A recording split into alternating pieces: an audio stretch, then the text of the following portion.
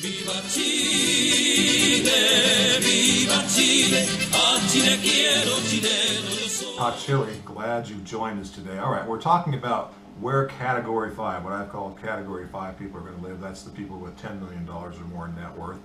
I'm going through the comunas of northeast Santiago, and I got through Locuro, Santa Maria Manquehue, and Vitacura. They're all actually in the Vitacura comuna. But that is the wealthiest district, I guess, of all, with the mansions. And the mansions aren't expensive here if you got a lot of money. I mean, as world standards goes, the average mansion price is about $7 million. And this is for 22,000 square feet, roughly. That's kind of the average I read in the paper.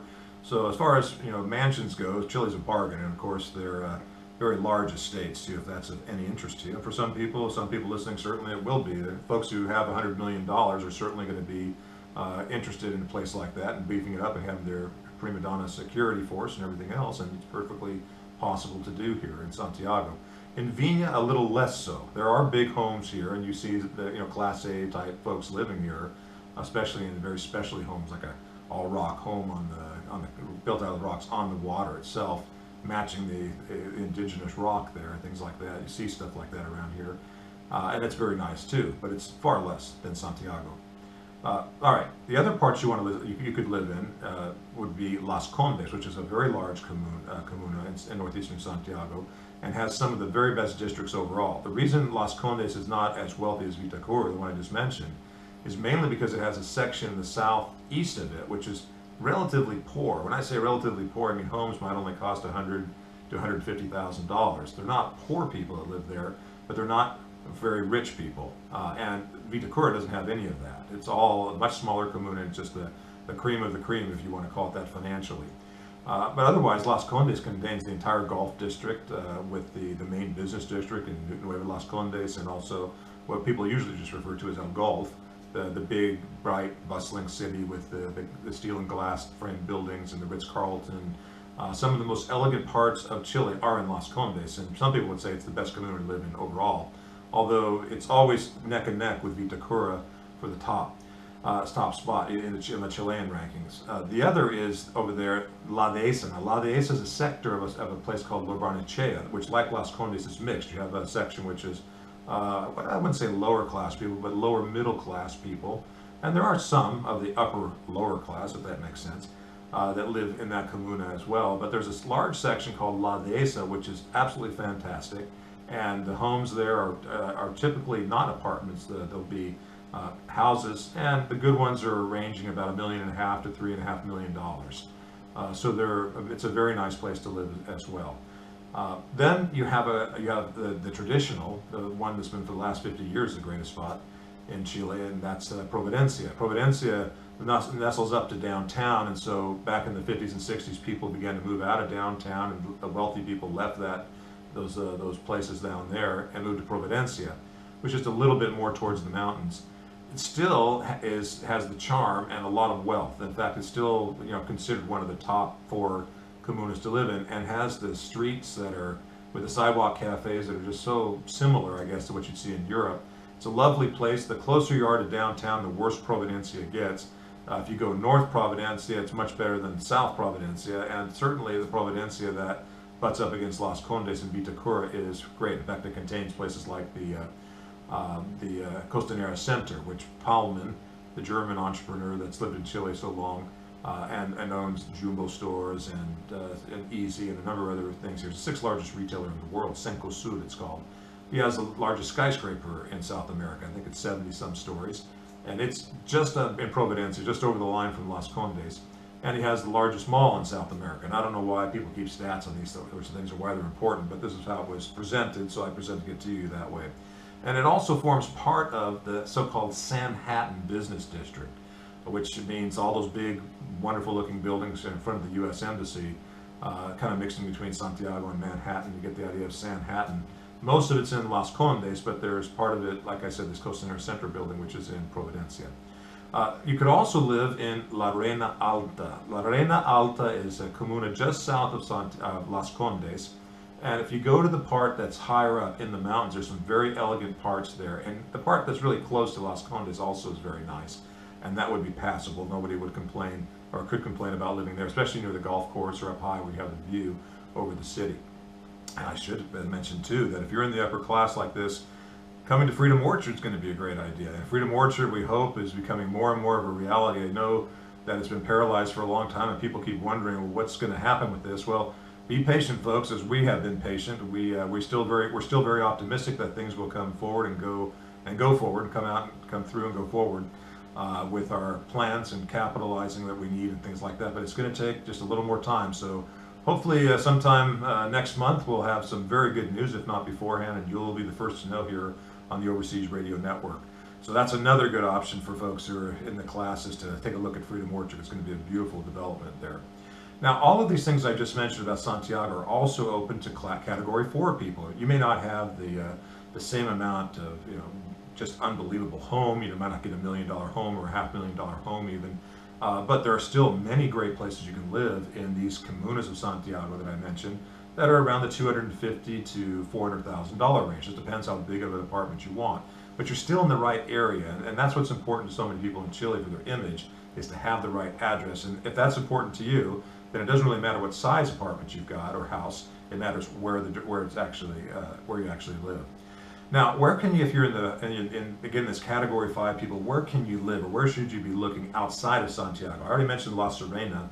Let's go down to a climate that's similar to Southern California, like San Diego, Orange County. The places you want to look are Zapallar, which is the most elegant beach community in Chile. Very similar to Carmel. It's kind of like Santa Barbara, little teeny Santa Barbara, California. That kind of view, the trees and on the hills coming down from maybe 4,000-foot peaks down to the coast, and just a beautiful cove and wonderful beach scenery with rocky shoreline.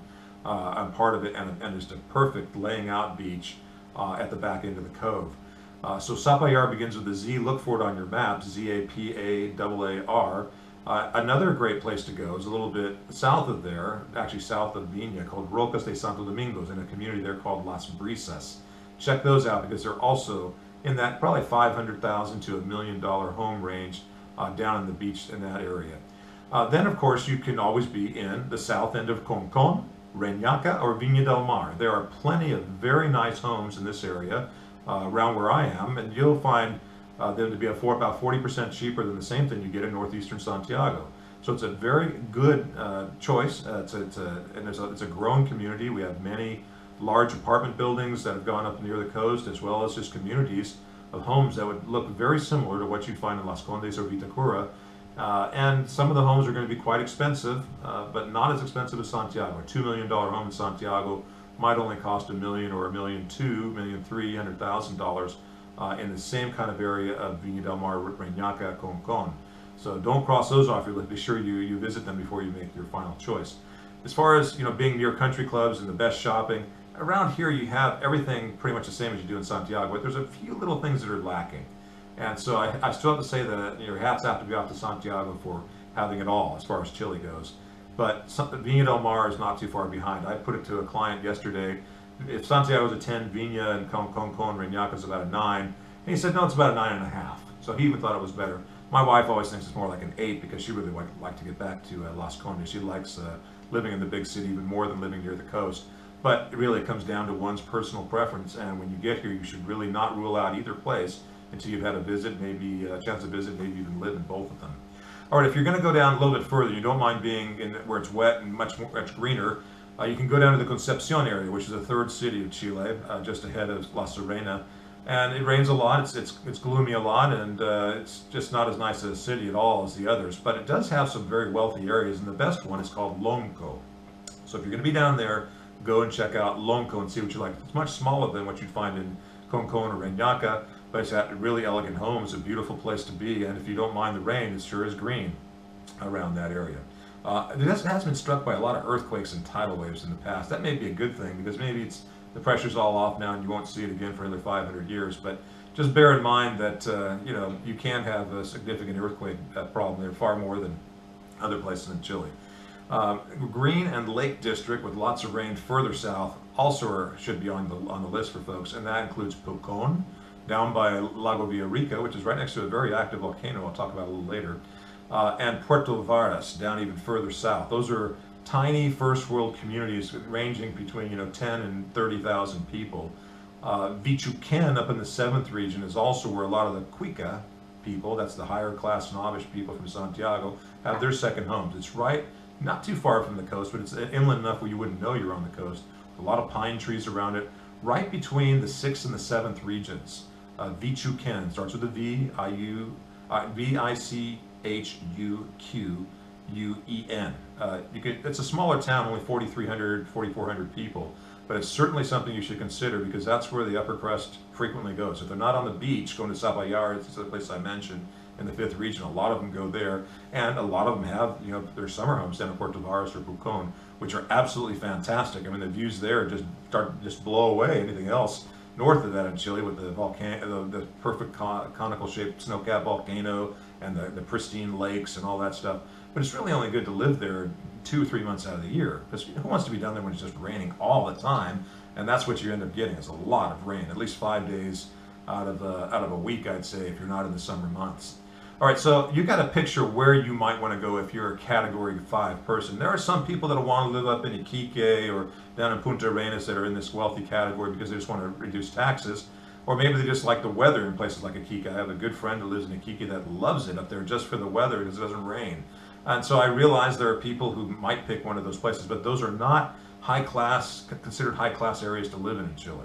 And so people might work in those places, but to live there would be, well, you wouldn't get the status if that's what you were after, and again, that may not matter to you at all. All right, the Category 4 people, all the places I just mentioned, there will be smaller areas within all of those places that you can live, and smaller type condos or apartments or homes, and still enjoy the great living of all those other benefits, as well as adding a few other places like Miraflores near Viña del Mar, Algarrobo, just north of Rocas de Santo Domingo, other places that wouldn't be upper crusty enough for Category 5 people, but could be for Category 4. You're listening to Red Hot Chili on the Overseas Radio Network, and we'll be right back after this break.